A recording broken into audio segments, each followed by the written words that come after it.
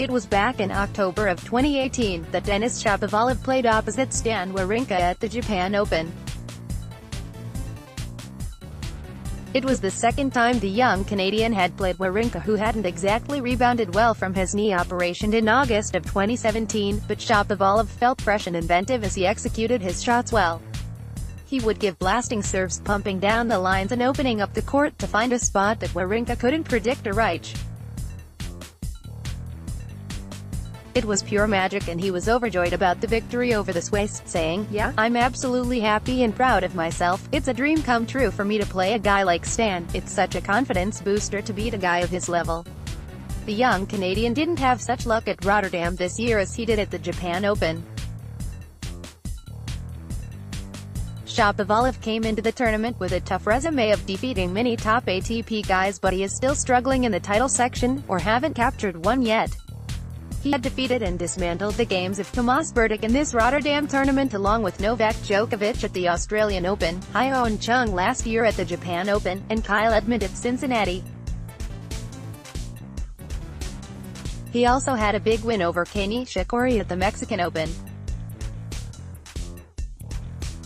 He felt that success is enclosing him, as he just may win a tournament very soon, and got to dueling it out with Stan Wawrinka again, this time at the quarterfinal of Rotterdam.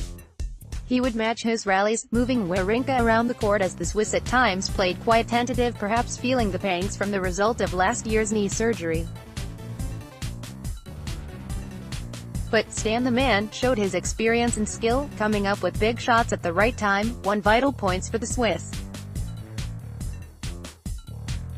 Wawrinka says about his knee ailment that, "I've been in contact a lot with my doctor since the surgery. It was important to take the time, not to rush. He'd do just that, pacing himself and having success in his own style."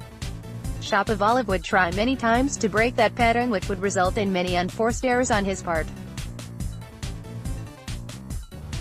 There were much more challenges in the beginning set, but Wawrinka pushed through when the set was leveled and won 6-4. The first few games of the second set weren't very successful for the Canadian, but soon stayed focused, elevated his level of play, and seen the set go to a tiebreak.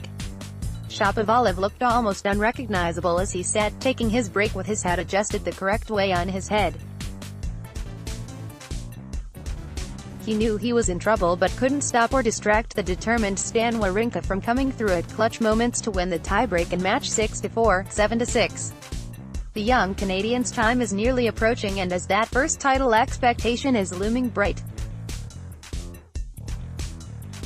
Shapovalov knows that staying confident and in control, playing aggressive, is much of the key.